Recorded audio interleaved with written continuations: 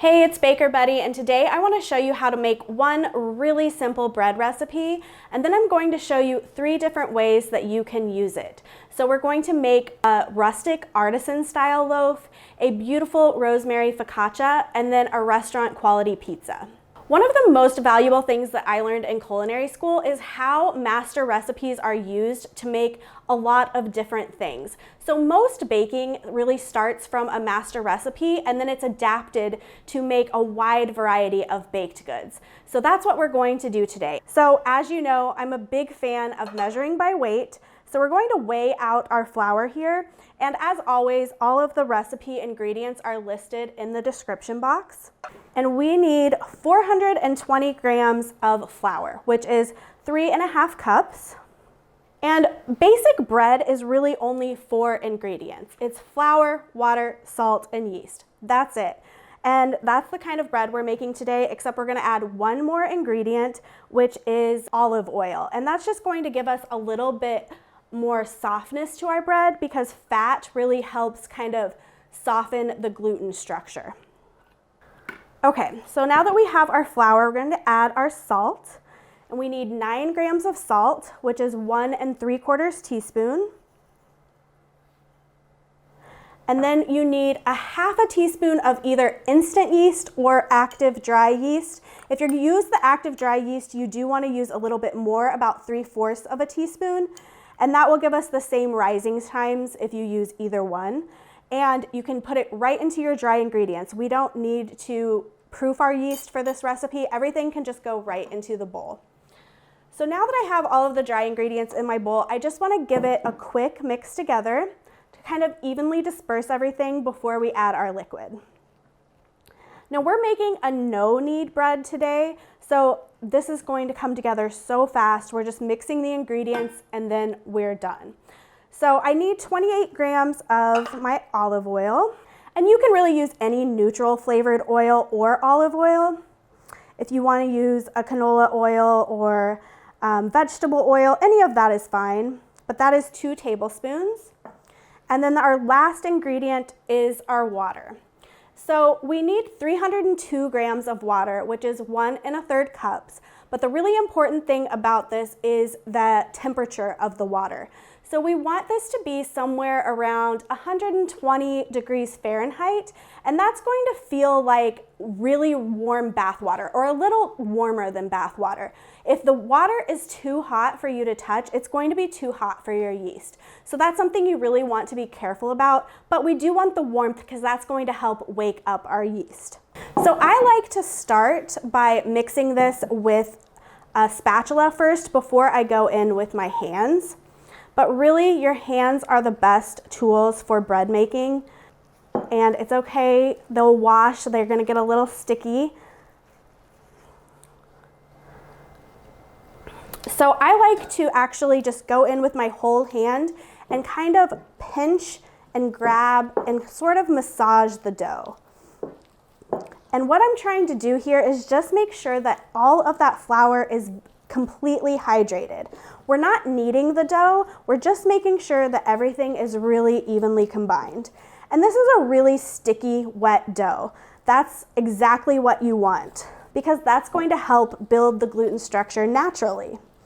Usually when you knead a dough, you're building the gluten structure through the process of kneading. But we're gonna let time do the work for us and that higher hydration on our dough. So that is it for this dough. We don't need to bring it into one cohesive ball or anything like that. You just want to make sure that all of the flour is really well hydrated and that everything is evenly combined. This is called a bowl scraper. I really like it for scraping hands after you mix dough. So now that our dough is completely mixed, we need to let this bulk ferment, which is the first rise that our dough goes through. So this needs to sit at room temperature for about 3.5 hours. And we need to cover it. I really like to use a shower cap to cover my bowl because you can reuse them and it's just the perfect bowl cover. And we'll just let this sit at room temp for 3.5 hours. But before we move on to shaping our first bread, I have a really big announcement for you. I have been working on a cookbook for the last year, and it is a baking fundamentals book where I cover baking science, mixing methods, and recipes. There are tons of easy to follow step-by-step pictures, and all of the recipes in the book are master recipes, just like the one in this video, where I show you how you can customize it to make endless baked goods. The book will be released in the fall, but it's already available for pre-order, and you can find it by searching Baker Bettie wherever books are sold. I'll also leave a link in the description box for you. I cannot wait for you to get your hands on this book. I truly think it's going to become a staple reference in your collection, and I just know you are going to love it. So I have a dough here that is finished rising, and you can see that it is finished rising because it is sort of rounding in the bowl, and I can tell it is about double in size. And if I give it a little jiggle, I can tell that there's some air in there, which is what we're looking for. So I'm going to show you the very first shaping technique, which is our rustic boule, which is just a round loaf. So what I like to do to shape this, I like to get my hand damp because wet hands will not stick to wet dough. And as we said before, this is kind of a wet dough. So that's going to really help us shape this. So what I'm going to do is I'm going to scoop underneath the dough and pull one side up and fold it down over the top. Then I'm going to rotate the bowl and continue doing that all the way around. And if you need to re-dampen your hand, that's fine. But the goal here is to round this into a ball. And we're going to go around a couple of times until it's kind of firmly holding its shape in a ball. And this is just a really easy way to get this very wet dough that's kind of hard to work with into that boule shape that we're looking for. So once it's starting to hold into a ball and it's not completely flattening out in the bowl, what I like to do is take my hands and kind of pinch in the center to sort of get a seam, and that's going to help it hold together a little bit more. So now to let this rise a second time, I like to just dust a piece of parchment paper with some cornmeal. That's going to make sure that it doesn't stick to the parchment paper. If you don't have cornmeal, you can just use flour, but I really like the texture that the cornmeal gives to the bottom of the loaf. And now I'm just going to take a little bit of flour and dust that over the top of our dough, and then go ahead and get some on your hands as well to just help you transfer this. So kind of grabbing it by that seam we created, we're going to pull this up, and sometimes you have to loosen it from the bottom of the bowl. And then we are going to turn this seam side down onto our cornmeal dusted parchment paper. And if it feels like it's flattening out too much, you can kind of go around the sides with a floured hand and tuck it under so that it's holding into a nice ball. But this is a rustic loaf. It doesn't need to be perfect. So now we're just going to cover this with some plastic wrap and let this rise for a second time, about 45 minutes to an hour.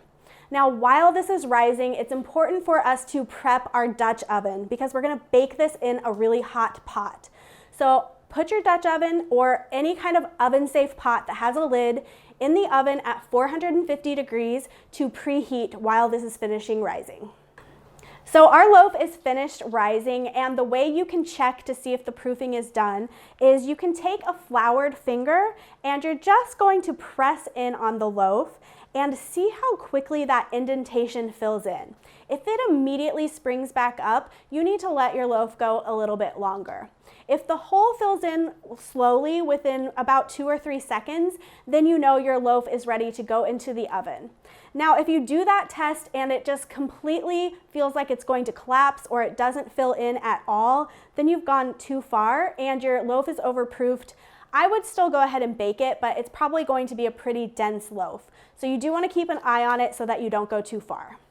So you can bake this loaf just as is without scoring it, or you can give it a nice score across the top. I'm just going to take a serrated knife and go 1 slash over the top, and that's just going to help it kind of open up in the oven, but it will naturally sort of open up in a more rustic way if you don't score it. So now we are going to bake this in our hot Dutch oven, and you can just leave it right on the parchment paper. Just very carefully transfer it over. You don't want to burn yourself. And then we are going to bake this at 450 degrees with the lid on for about 30 minutes. Then we will take the lid off and let it finish browning for about 10 to 15 minutes until it gets really nice golden brown. So once this comes out of the oven, it is going to be a beautiful crackly crust and a nice and chewy inside. Now, if you can handle it, you really want to wait until this has cooled at least for an hour, preferably completely. If you cut into a hot loaf of bread, it's going to stale really quickly and you're gonna have kind of a gummy texture to it. So try to hold off if you absolutely can. So our next bread that we are going to make with that same dough is a simple focaccia bread.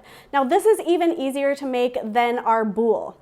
All we're going to do is really well oil a 9x13 pan. So I just have some olive oil here and I'm gonna put probably about 2 tablespoons in my pan here. You want it to be really well oiled. And you do want to use a metal pan because it can kind of stick if you try to use a glass or a ceramic pan. So if you don't have a metal 9x13, you can just kind of freeform it on a sheet pan. Either of those will work. So now all we are going to do is just dump this dough right into our pan. Don't need to do anything fancy to it. And again, I'm using my bowl scraper. It really helps to get sticky dough out of a bowl. So now what we want to do is flip this dough over to coat it in olive oil. And now we're gonna try to sort of spread it out in our pan. Now this is probably going to wanna fight you a little bit. It's going to kind of spring back and it probably won't completely fill your pan. But after this rises, we're gonna come back in here and dimple our dough and then it will fill the pan. So don't worry too much if it doesn't completely go to the corners. So now we're just gonna cover this with plastic wrap and we want to let this proof for about 2.5 hours at room temperature. We want to get a lot of air and bubbles in this dough.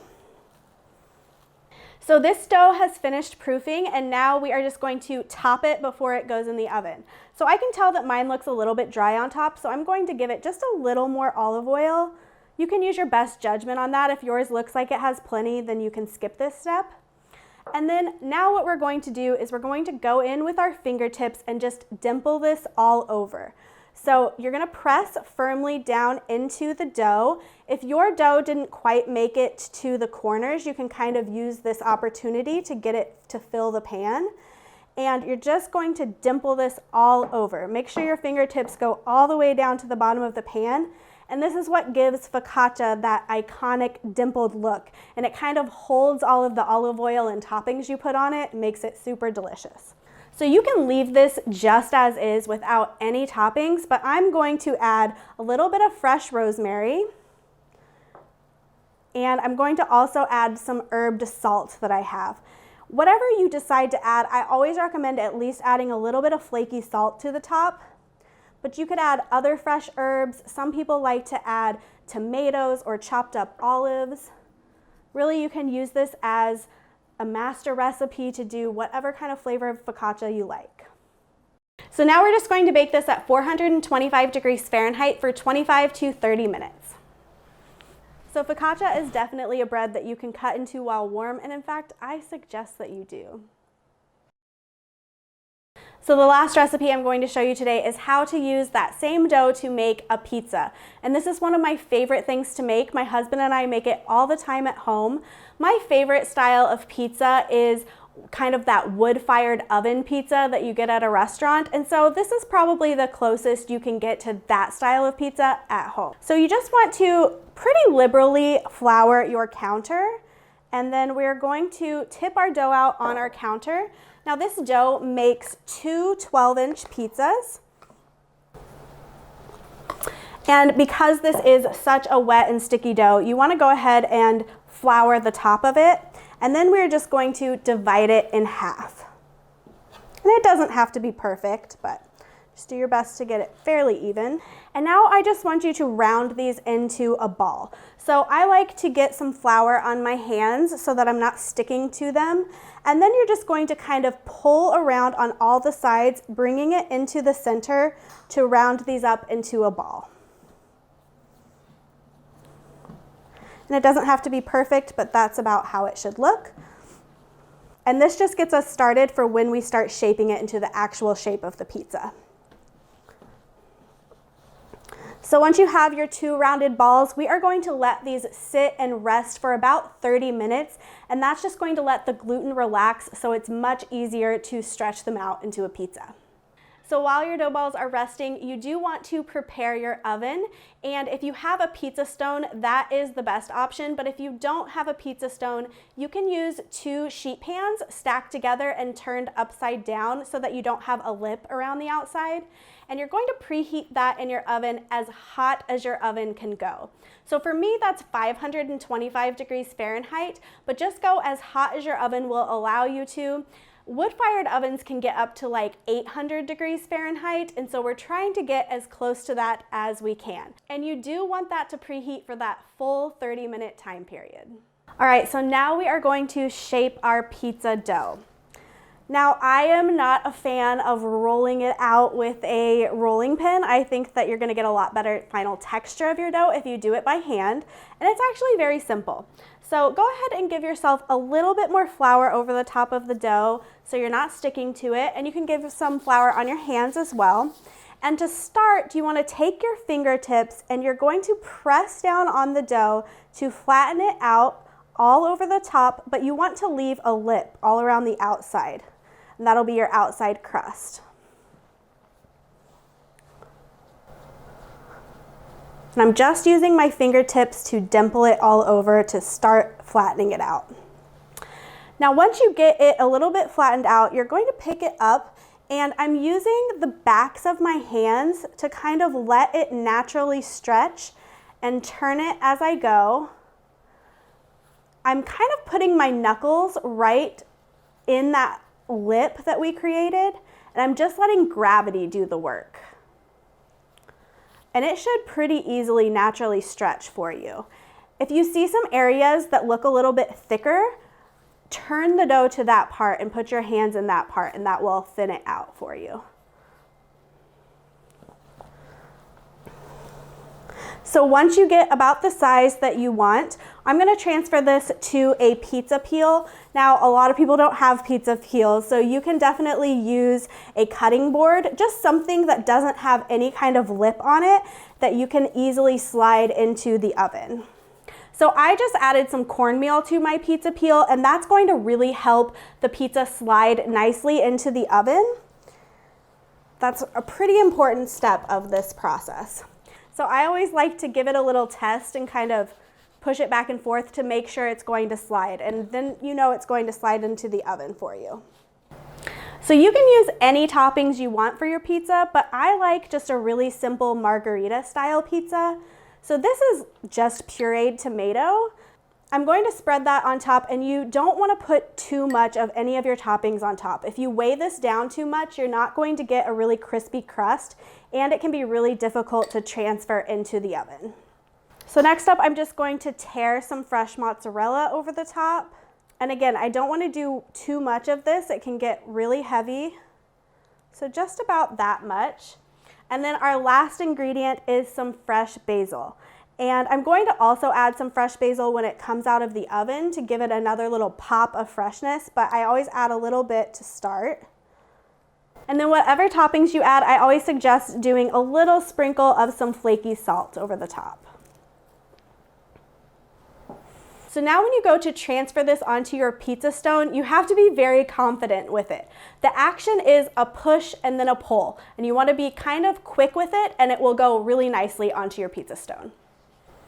So our pizza is out of the oven. It's beautiful and crispy, and I'm just gonna add some fresh basil on top, which just gives it that really nice pop of fresh flavor. And that's it. So now we're ready to cut it and eat it. All right, so that is it. One super simple bread dough, and you can make all of these delicious recipes. I really hope you enjoyed this video. If you did, make sure you give it a thumbs up, and don't forget to order the cookbook. I cannot wait for you to have it in your hands. Make sure you're subscribed so you never miss a video, and I'll see you next time.